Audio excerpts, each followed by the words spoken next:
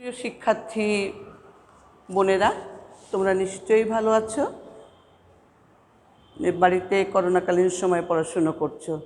তোমরা পড়েছো তো সাহিত্যের রূপ ও রীতি, প্রফেসর ডক্টর হায়াত মাহমুদের লেখা যে প্রবন্ধটি, তার প্রথম অংশ কবিতা তোমাদেরকে আমি পড়িয়েছি এবং তোমাদেরকে বলেছি যে শিক্ষার্থীরা, আজকে যারা শিক্ষার্থী, আগামীকাল তারা যদি কবি, নাট্যকার, প্রাবন্ধিক, ঔপন্যাসিক হতে চায়, তাহলে একটা নীতিমালা মেনে লিখতে হয়।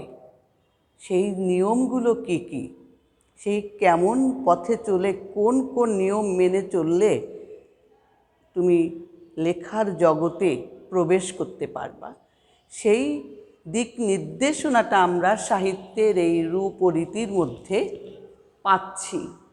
তোমরা এটা মনোযোগের সঙ্গে যদি দেখো, পড়ো, উপলব্ধি করো এবং এই ভিডিওগুলো তোমরা যদি ঠিক মতো প্রতিদিন দেখো, তাহলে তোমরা কিন্তু সেই বিষয়টা আত্মস্থ করতে পারবে। এবং তুমি যদি কবি হতে চাও, লেখক হতে চাও, নাট্যকার হতে চাও, ঔপন্যাসিক হতে চাও, ছোট গল্পকার হতে চাও, তুমি নিশ্চিত হায়াত মাহমুদের এই প্রবন্ধটি খুব মনোযোগ সহকারে যদি পড়ো এবং বোঝবার চেষ্টা করো, তুমিও কিন্তু একজন লেখক হয়ে উঠতে পারবে আগামীতে। তোমাদের আজকে আমি পড়াবো, গতদিন পড়িয়েছি কবিতা। এটি একটি প্রাচীনতম সাহিত্যকর্ম। বিশ্ব সাহিত্যে যতগুলো কর্মকাণ্ড আছে, শাখা আছে, তার মধ্যে কবিতা একটি প্রাচীনতম সাহিত্যকর্ম। নাটকও তেমনি বিশ্ব সাহিত্যের একটি প্রাচীনতম শাখা।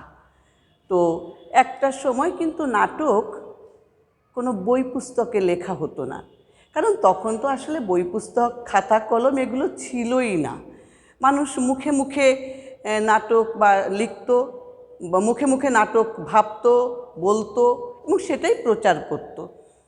কিভাবে করতো? একটি সমাজ, নাটকটা কি আসলে আমাদের সেটা একটু জানার দরকার, যে নাটকের আমি বৈশিষ্ট্য লিখেছি।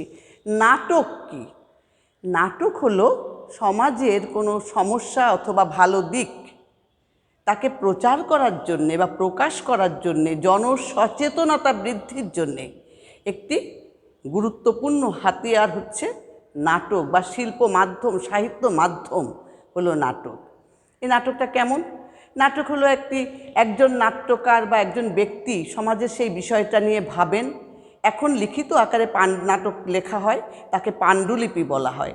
তো ওই পাণ্ডুলিপিটা যিনি লেখেন, তিনি সমাজের কোনো সমস্যা অথবা কোনো ভালো দিক জনগণের মধ্যে ঢোকাবার জন্যে এই পাণ্ডুলিপিটা রচনা করেন।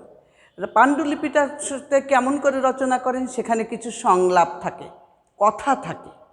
সেই কথাগুলোকে কিছু অভিনেতা অভিনেত্রী একটা মঞ্চে বা কোনো নির্দিষ্ট জায়গাতে অথবা সিনেমার সেলুলয়েড পর্দায় সেই নায়ক, নায়িকা, পাত্র, পাত্রী, অভিনেতা, অভিনেত্রী, তোমরা যেভাবেই বলো না কেন, তারা খুব ঘরোয়াভাবে হোক, পথের মিটিং মিছিলের মতো করে হোক, রাজনৈতিক সভা সমাবেশের স্টাইলেই হোক, যে কোনোভাবে হোক, তারা সেটা মঞ্চে বা সেলুলয়েডের পর্দায় অথবা কোনো মাঠে, কোনো একটা সুনির্দিষ্ট জায়গায় এটাকে প্রকাশ করে গণমানুষের সচেতনতা বৃদ্ধিতে ভূমিকা রাখে। নাটক মানুষকে আনন্দ দেয়।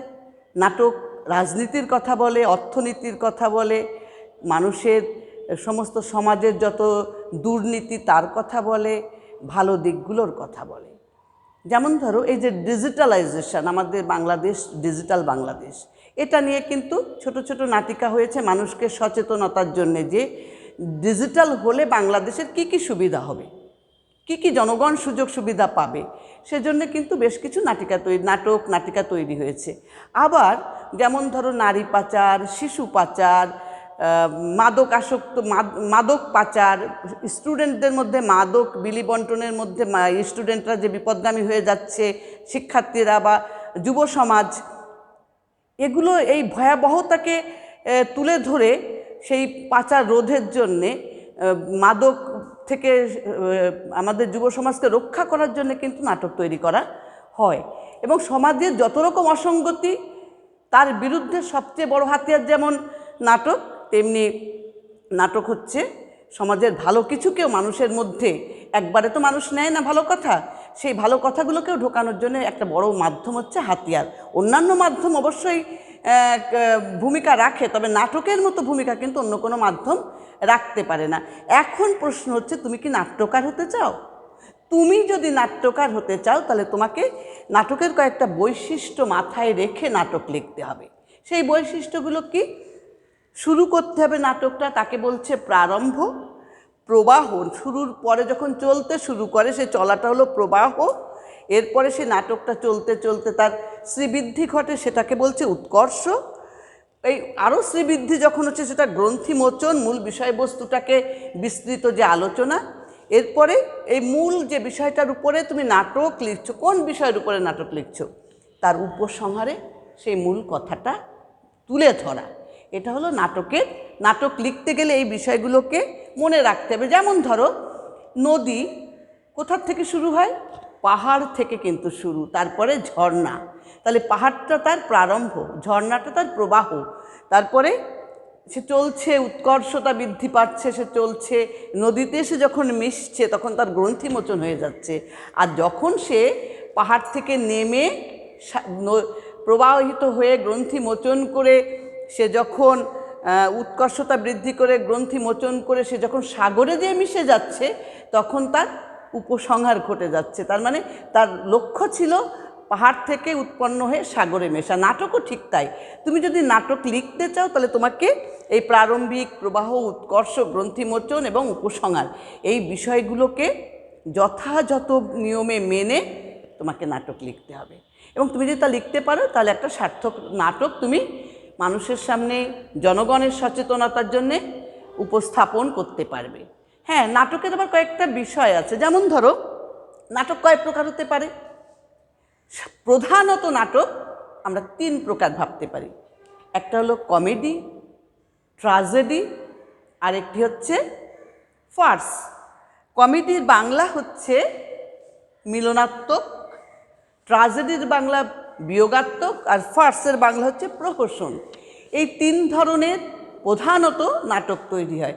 তবে ট্র্যাজেডিক নাটকের মানুষ পছন্দ করে, ট্র্যাজেডিক নাটক মানুষ দেখে, এবং নাটক হলে মানুষ কিন্তু নাটক দেখতে আসে, কারণ নাটকের মধ্যে দিয়ে সে সামাজিক যে শিক্ষা, লোকশিক্ষা, এটা সে গ্রহণ করে, এবং তার মধ্যে দিয়ে তার বিবেক জাগ্রত হয়, চেতনাবোধ জাগ্রত, এবং সমাজের প্রতি তার দায়বদ্ধতা, রাষ্ট্রের প্রতি তার দায়বদ্ধতা, পরিবারের প্রতি তার দায়বদ্ধতা, এগুলো তৈরি হয়। নাটক একটি গুরুত্বপূর্ণ মাধ্যম, আমি আগে বলেছি। এই নাটক কিন্তু আমি বলেছি প্রাচীন সাহিত্যের একটি অংশ, প্রাচীন সাহিত্যের একটা বড় শাখা হচ্ছে নাটক। প্রাচীন সাহিত্যকে আমাদের এই যে বাংলা যে সাহিত্য, আমি বিশ্ব সাহিত্যকে কথা বলছি না, বাংলা সাহিত্য 3টি ধারা ছিল। একটা প্রাচীন সাহিত্য, একটা মধ্যযুগীয় সাহিত্য, একটা আধুনিক সাহিত্য। প্রাচীন যুগের যে সাহিত্য এবং মধ্যযুগীয় যে সাহিত্য, সেই সাহিত্যে কিন্তু গদ্যাংশ বা নাটক ছিল, তবে সেটা পয়ারের ছন্দে, কবিতার ছন্দে। এই মধ্যযুগের মাঝামাঝি সময় একটা সময় ছিল অন্ধকারাচ্ছন্ন যুগ, যে সময় কবিতা, নাটক, গল্প কিছুই লেখা হয়নি। তারপরে মধ্যযুগ এবং 1801 থেকে অদ্যাবধি আধুনিক যুগ। আধুনিক যুগে প্রথম নাটক লিখলেন কে? বঙ্কিমচন্দ্র চট্টোপাধ্যায়। এর পরবর্তীতে গিরিশচন্দ্র ঘোষ, তারপরে DL রায়, দীনবন্ধু, প্রথম লিখলেন মাইকেল মধুসূদন দত্ত, তারপরে দীনবন্ধু মিত্র, তার নীলদর্পণ নাটক। DL রায়, দ্বিজেন্দ্রলাল রায়, তিনি লিখলেন ঐতিহাসিক নাটক শাহজাহান, তারপরে আরও অনেক ঐতিহাসিক নাটক। এর পরবর্তীতে রবীন্দ্রনাথ ঠাকুর, তার অচলায়তন, রথের রশি, ডাকঘর, রক্তকরবী, এরকম অসংখ্য যোগাযোগ, অসংখ্য নাটক শুরু হয়ে গেল। এবং এর পরবর্তীতে অনেকেই নাটক লিখেছেন, তোমরা জানো, তোমরা দেখো নিয়মিত। তো এই নাটক আমাদের, এই নাটকগুলোকেও কিন্তু আমরা আবার কবিতার মতো, যে আমি বলেছিলাম না, কবিতা, দেশাত্মবোধক কবিতা, প্রাকৃতিক কবিতা, সামাজিক কবিতা, আনুষ্ঠানিক কবিতা, বৈচিত্র্যপূর্ণ কবিতা, তোমার দেশপ্রেমের কবিতা, বিভিন্ন রকম পৌরাণিক কবিতা, বিভিন্ন রকম কবিতার কথা আমি তোমাদেরকে বলেছিলাম। নাটকও ঠিক তেমনি, বিভিন্ন রকম নাটক কিন্তু বিভিন্ন রকম নাটক রয়েছে, যেমন ধরো ধ্রুপদী বা ক্লাসিক নাটক আছে, তার সাথে রোমান্টিক নাটক আছে, কাব্যধর্মী নাটক, বিয়োগান্তক নাটক, চক্রান্তমূলক নাটক, ঐতিহাসিক নাটক, এরকম অসংখ্য নাটক আছে। এছাড়া গীতিনাট্য, নৃত্যনাট্য, চরিত নাটক, উপন্যাসের নাট্য রূপ আছে, সাংকেতিক নাটক আছে, সমস্যা প্রধান নাটক, একাঙ্কিকা। তবে ট্র্যাজেডি আর কমেডি, এই যে কমেডি এবং ট্র্যাজেডি যে দুটোর কথা তোমাদের বলেছি, এই দুটো দাগকে কিন্তু আমরা মোটা দাগে নাটকের মূল মন্ত্র বলে জানি, যে নাটকগুলোকে প্রকাশ করা হয় ট্র্যাজেডিক নালে কমেডি। যেমন শেক্সপিয়ারের বেশিরভাগ নাটকে কিন্তু ট্র্যাজেডিক। আর রবীন্দ্রনাথের নাটক একটি কথা বলেছি, সাংকেতিক নাটক। সাংকেতিক নাটক কি? সংকেতপূর্ণ, সংকেতের মধ্যে দিয়ে সমাজকে সচেতন করা। যেমন অমলের ডাকঘর, অমল, ডাকঘরের অমল। আমরা যদি বলি প্রকৃতির কাছাকাছি যেতে চেয়েছিল অমল, পাহাড়ে যেতে চেয়েছিল, বৈচিত্র্যপূর্ণ পৃথিবীকে সে উপভোগ করতে চেয়েছিল, কিন্তু তাকে ঘরে বন্দি করে রাখা হয়েছিল, কারণ সে অসুস্থ। এই যে অসুস্থতার অজুহাতে তাকে বন্দি করা হলো, তার মুক্ত মনকে খাঁচার মধ্যে বন্দি করা হলো, ফলে অমলের মৃত্যু ঘটল।